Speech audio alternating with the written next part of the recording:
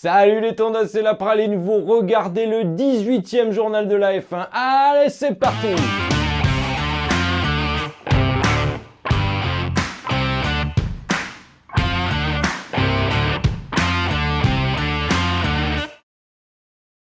On se retrouve aujourd'hui pour le débrief de la manche numéro 15 de la saison, le Grand Prix des Pays-Bas à Zandvoort. Là, on est vraiment sur les terres de Verstappen, le circuit est orange, l'ambiance est impressionnante. Et on commencera par parler un petit peu du circuit de Zandvoort avec son fameux banking et ses graviers. Ensuite, je vous expliquerai ce qui s'est passé en qualif et évidemment, on fera un petit peu la rétrospective de la course. On commencera par parler du circuit en lui-même et de cette marée orange qui a envahi toute la région. C'était impressionnant à voir. Ils ont créé une sorte de boîte de nuit à ciel ouvert pendant un week-end entier. Ça n'arrêtait pas. Des DJ partout, de la fête, de la bière. Ça, il en manquait pas. C'était très impressionnant. Zandvoort est surtout connu pour son banking. Il y a 2 virages en banking sur le circuit. À la télé, quand on regarde le Grand Prix, ça paraît pas super impressionnant. Par contre, en vrai, le dénivelé qui existe est incroyable. Et on a vu aussi apparaître ce qu'ils ont qualifié de fake gravel. Alors, le fake gravel, c'est ces petites bandes qu'on voit comme ça à côté du vrai gravier, du bac à gravier habituel. En fait, c'est pas vraiment du fake gravel, c'est des graviers coulés dans de la résine qu'on a disposé sur des bandes bien larges. Le but du jeu, c'était de pas mettre des bandes d'astroturf, là, ce genre de plastique un petit peu vert qui délimite la fin de la piste, parce que c'est très moderne et ça dénature un petit peu l'esthétique des grands prix. Et les pilotes, en plus de ça, ont tendance à y aller dessus de façon assez instinctive maintenant. Ils ont fait cette sorte de résine. Alors, ne vous y trompez pas, pour le coup, il ne faut pas rouler dessus. C'est de la résine, c'est du vernis si vous préférez. Ça glisse, c'est très glissant. Et de toute façon, les trottoirs aux endroits où on pourrait les mordre, ils sont suffisamment hauts pour qu'on n'y aille pas. Vous allez voir, les pilotes, ils touchent pas vraiment les vibreurs. Pendant les séances d'essais libres, on s'aperçoit que Ferrari, Mercedes et Red Bull sont sensiblement dans le même rythme. On attend de voir vraiment ce qui va se passer au moment des qualifs. Toutefois, on va noter que Verstappen n'a pas pu rouler pendant la première séance d'essais libres à cause d'un problème de boîte de vitesse. Est-ce que ça va avoir un impact sur le reste de son week-end? C'est ce qu'on va découvrir dans quelques minutes. Les qualifs commencent et on s'aperçoit que Ricciardo et Vettel sont au bout de leur vie. Ricciardo parce qu'il s'est fait mettre une quenelle comme jamais dans sa vie, le pauvre. J'aime beaucoup ce pilote, j'aime beaucoup le personnage et le pilote. Je reviendrai là-dessus dans une émission hors piste consacrée exclusivement au transfert de l'année prochaine. Mais en attendant, il accuse le coup, il est plus du tout dans ce qu'il fait, il a plus envie d'être dans cette voiture-là et il a, je pense, pas trop envie d'être sur le paddock non plus. Il a vraiment pas envie de faire de la Formule 1 en ce moment. Et ça peut se comprendre. Hein. Et Vettel, lui, alors lui, il est déjà à la retraite. Lui, il lui manque que le bob et le short avec les chaussettes qui dépassent. Il est tellement plus là. C'est sa fin de dernière saison, il profite, il passe des bons moments, il s'en cague de gagner, rien à cirer. On a assisté à une scène assez cocasse en début de Q2 avec un drapeau rouge alors qu'il n'y a pas de voiture sur le circuit. Et très vite, on s'aperçoit que ce drapeau rouge est dû à 2 faits. Le premier, il y a des abrutis qui ont balancé des fumigènes sur la piste. Ça, c'est malin. La FIA est obligée de passer des messages en disant « Celui qui jettera un fumigène et qui sera reconnu sera sorti du circuit sans pouvoir y revenir. » En gros, il y a 300 000 personnes sur le circuit. Donc les fumigènes dans les tribunes, j'adore. Faut vraiment être un taré congénital pour balancer ça sur la piste comme ça. Et le deuxième élément du drapeau rouge, lui, par contre, il est beaucoup plus drôle. C'est ça. Il y a des pigeons kamikazes aux Pays-Bas, quoi. C'est de la folie. Oh, les trucs qui sont à 1m50 des bagnoles, ils en ont rien à cirer, quoi. Même pas peur. À la dégonfle. Vas-y, tu vas bouger, toi. Il y a un commissaire qui était obligé de sortir pour essayer de les faire se barrer comme ça. C'était un calvaire. Les trucs faisaient 2 mètres, ils se reposaient. Bon, bah, à la fin, on les a laissés. À la fin de cette Q2, on notera que Mick Schumacher et Lance Stroll arrivent à se hisser en Q3 et ça c'est beau parce qu'ils n'ont pas la voiture normalement pour jouer la Q3. C'est une très belle performance. La Q3 s'annonce très bien, les pilotes font 2 runs. Lors de son premier run, c'est Verstappen qui se place devant. Pour leur deuxième run, Leclerc part en premier, fait un temps canon et se met devant Verstappen. Verstappen arrive à la fin de son tour et il se met 21 millième devant Leclerc. Alors 21 millième sur un tour d'1 minute 10, c'est 1m80. La voiture, elle fait quasiment 4 mètres de long. Hein. C'est incroyable à quel point ils sont du même niveau et là, du même chrono. Hamilton est en passe de créer une grosse surprise quand Perez arrive dans le dernier virage et il arrive un petit peu trop fort. La voiture lui échappe, il part en tête à queue dans le banking. Heureusement, il touche rien. C'est le gros avantage du banking à ce moment-là. Par contre, ça fait drapeau jaune, donc on n'a plus le droit d'améliorer les chronos. Hamilton se fait piéger. À la fin des qualifs, on a donc ce résultat-là. Verstappen premier devant Leclerc et Sainz, donc la Red Bull toute seule avec les deux Ferrari en embuscade. Hamilton se met 4e et Perez 5e. Perez, il a fait une erreur dans son tour de qualification, mais encore une fois, on sent qu'il est plus du même niveau de pilotage que les mecs devant lui. Il a la bonne voiture, mais il a pas le niveau, c'est sa limite à lui. Pas bien grave, ça reste un excellent numéro 2 et un mec qui fait beaucoup pour l'équipe. Mais là, il peut pas aller chercher ces quelques dixièmes, c'est trop pour lui.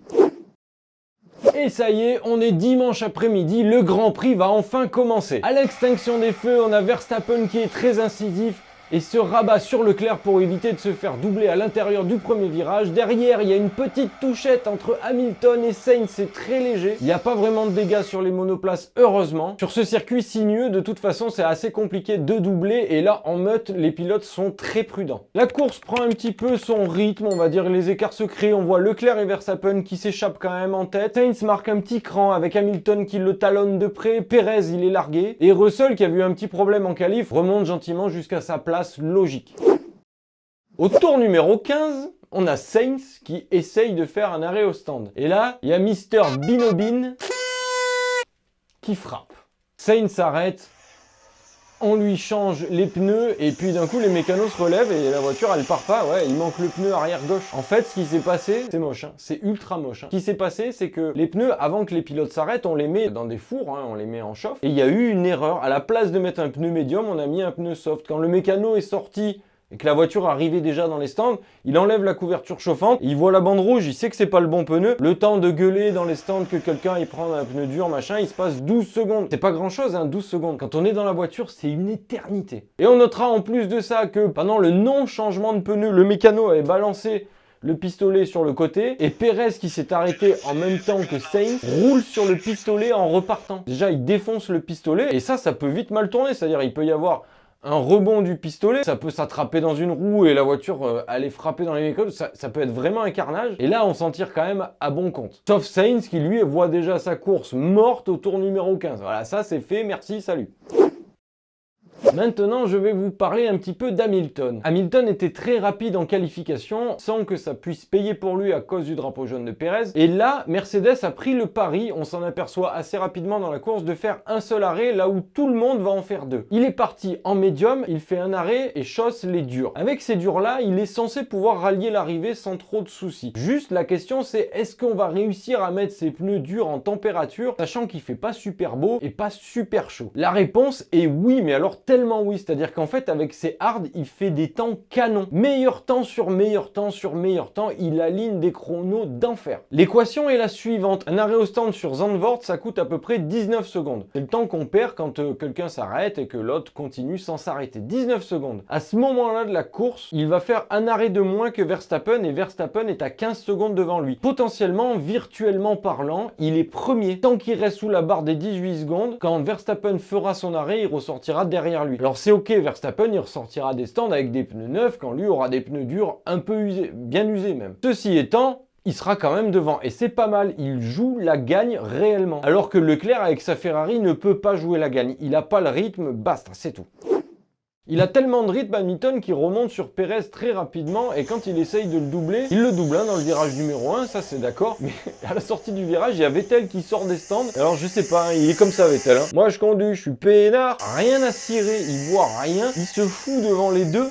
Hamilton il est obligé de freiner pour pas lui taper dedans quoi, parce que quand on sort des stands, on est au ralenti avec des pneus super froids, enfin... En plus là, Vettel il a un tour de retard, c'est-à-dire qu'on lui agite des drapeaux bleus partout en lui disant « Barre-toi, laisse passer !» Heureusement Hamilton perd pas sa place face à Perez, c'est déjà pas si mal, mais il perd quand même du temps dans cette lutte à distance avec Verstappen. À ce moment-là, Vettel il sort des stands, il est un petit peu dans cet état d'esprit-là. Il est un petit peu partout, il est content, il est au milieu, on l'a vu, il est marrant. Il me fait rire ce Vettel, sa fin de saison elle va être magique. Au tour numéro 45, il y a Tsunoda qui nous en fait une belle. Il rentre au stand à la fin du tour 44, on lui change les pneus, il ressort, il fait deux virages, et le mec il se gare sur le côté de la piste et il dit « Ah, on m'a pas bien serré les pneus les gars !» Bon bah ça arrive de temps en temps. Et puis à un moment donné, il y a le mec à la radio, il dit « Non, non, les pneus sont serrés, vas-y !» Il reprend la piste, mais je vous jure, il est comme ça. Hein. Il est à 80 à l'heure. Il repasse au stand, on lui rechange les pneus. Il ressort, le mec il fait 3 virages et ce coup-ci il s'arrête. Il dit non, non, allez stop, il y a un truc qui va pas, je gare ma voiture. Au moment où il gare sa voiture, il s'est garé à peu près bien, mais pour l'évacuer c'est très compliqué. Il y a un virtual safety car. Virtual safety car, toutes les voitures sont obligées de ralentir, de beaucoup ralentir, pour des questions de sécurité, le temps qu'on enlève la voiture accidentée et ou en panne. À ce moment-là, la stratégie de Mercedes aux chiottes. Voilà, terminé, fini, plié, game over. Parce que sous Virtual Safety Car, quand on s'arrête au stand, l'arrêt au stand ne coûte plus de 19 secondes, mais beaucoup moins. Parce que pendant que nous, on est au stand à 80 à l'heure, celui qui est en piste, au lieu d'être à 300, il est plus qu'à 110. Et Verstappen s'en sort bien. Même si, on va pas se mentir, avec le rythme qu'il affiche, il n'avait pas besoin de bien s'en sortir. Mais c'est la fameuse réussite des champions. C'est toujours pareil, il est dans une spirale où tout lui réussit. Au tour 55, c'est Bottas qui tombe en panne sur la ligne d'arrivée, en plein milieu de la ligne d'arrivée. Alors il se range sur la droite, mais là c'est la galère. Cette fois, il n'y a pas le choix, safety car. Alors si la stratégie de Mercedes, elle n'était pas encore enterrée, là c'est fait.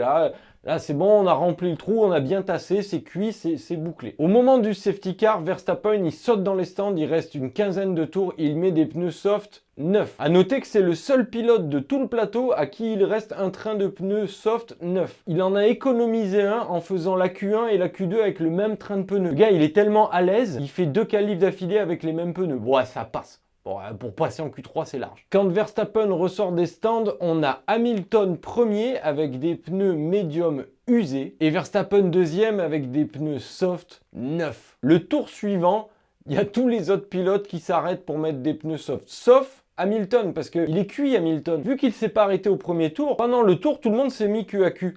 Et là, s'il s'arrête maintenant, il repart dernier. Il peut plus s'arrêter, c'est trop tard. Il va garder ses pneus usés jusqu'à la fin du Grand Prix. Quand tout le monde aura des pneus soft, déjà, ça fait la différence. Et en plus, pas ou peu usés, parce qu'en qualif, ils font un tour avec, c'est pas non plus...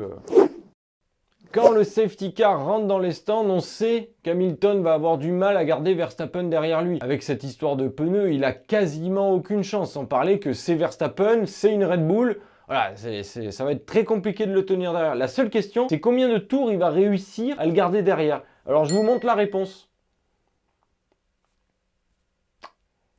Voilà. Il a tenu 10 mètres, à peu près 10 mètres. Voilà.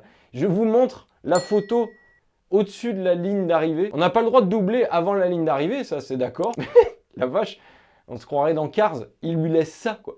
Il lui laisse 20 cm d'avance. Et hop là, dès qu'il passe la ligne, il est devant avant même le premier virage. Hamilton devant, il n'a pas tenu 10 mètres, il s'est fait dépouiller. Et là, la fin de course, elle est dure pour Hamilton. Elle est dure, hein. Il se fait défoncer tantôt par Russell, tantôt par Leclerc. Ça va vite, ça va vite, ça va vite. Dans le casque, on l'entend parler à la radio en disant « Putain les gars, ça craint quoi, là, vous m'avez vraiment chié la course. » Le mec, il jouait la victoire, potentiellement la victoire. S'il s'était arrêté en même temps que Verstappen, il aurait joué la victoire à la régulière. Et là, avec le tel gap que créent ces différences de pneus, il était cuit. Il finit même pas sur le podium. Il y a Russell et Leclerc qui le doublent. Et pour compléter le podium de Verstappen, c'est très très dur pour Hamilton à l'arrivée. À l'arrivée, justement, on retrouve Verstappen encore une fois gagnant. On commence à avoir l'habitude, il les enchaîne comme des perles. Alors en ce moment, c'est vrai que ça va facile pour lui. Ce qui est étonnant ici, c'est que c'est pas un circuit où il y a des super grandes lignes droites. C'est un circuit de châssis. Ils ont un très bon châssis Red Bull, c'est ok. Mais ça demande quand même pas mal d'appui et tout. Ils ont vraiment développé une super voiture qui a amélioré ses points faibles tout au long de l'année. Puisque maintenant, il arrive à rivaliser avec les autres, même sur des circuits qui leur sont peu favorables. Et au-delà de ça, ils commettent aucune erreur. Stratégie impeccable, arrêt au stand nickel. C'est solide, c'est fort, c'est gagnant, il n'y a pas de secret. Au niveau du classement pilote, tenez-vous bien, Verstappen, il a 109 points d'avance. 109 points d'avance, c'est plus de 4 Grands Prix d'avance. C'est-à-dire que les 4 derniers Grands Prix, il va rester à la maison. Facile. C'est impressionnant. Leclerc remonte un petit peu dans le classement et se porte à la hauteur de Perez. Ils sont tous les deux ex aequo. C'est une anecdote, hein, on n'a plus que ça à se mettre sous la dent. Mais 109 points, c'est plié, hein, je vous le dis les copines. C'est fait, c'est emballé, c'est pesé. Heureusement, les Grands Prix sont intenses, ils sont chouettes, on aime encore ça. Mais bon, la saison, là, ça fait plus trop de doute. Et au classement constructeur, Red Bull a 135 points d'avance. Voilà. C'est Mercedes qui revient plus qu'à 30 points de Ferrari. Petit à petit, ils arrivent. Il se pourrait que d'ici la fin de la saison, et ça c'est ce qui reste encore de plus intense à regarder week-end après week-end, il se pourrait que Mercedes arrive à battre Ferrari. Et alors là, ouh, ça ferait mal, hein. Déjà chez Ferrari, on commence à se douter qu'il y a des têtes qui vont sauter parce que bon, là, tu peux pas faire ce qu'ils font tous les week-ends et t'en tirer, c'est pas possible. Déjà, les mecs sont payés une fortune pour faire ça, c'est un scandale. Mais en plus de ça, ils passent pour des cons, là. Là, ils sont ridicules. Ils arrivent à faire toujours pire le week-end d'après que le week-end d'avant, toujours des nouvelles choses, hein, parce que à chaque fois, c'est nouveau. Donc voilà, ça pue pour Ferrari et pour les grosses têtes de Ferrari. Et là, c'est parfaitement normal. Il faut que quelque chose change en profondeur. Mais Mercedes, ils ont les dents qui traînent par terre. Ils arrivent à fond de cale derrière. Ils sentent qu'ils peuvent le faire. Ils ont un bon duo de pilotes et une voiture qui commence à donner des résultats. Voilà les tondeuses, ce débrief est maintenant terminé. On se retrouve dès le week-end prochain pour le Grand Prix de Monza. Ah, ça c'est un bon Grand Prix. Encore une fois, Monza, le temple de la vitesse, des lignes droites interminables. On sent que Red Bull va être largement au-dessus du lot. Si ça se passe comme à Spa, ils vont défoncer tout le monde, mais ce sera quand même toujours chouette à regarder. D'avance, je peux vous dire que Perez et Sainz vont changer de moteur, ce qui fait qu'ils partiront derrière, ils feront une belle remontada. Ça va être un Grand Prix chouette à regarder, il va encore se passer plein de choses. Allez les tondeuses, à la semaine prochaine. Salut!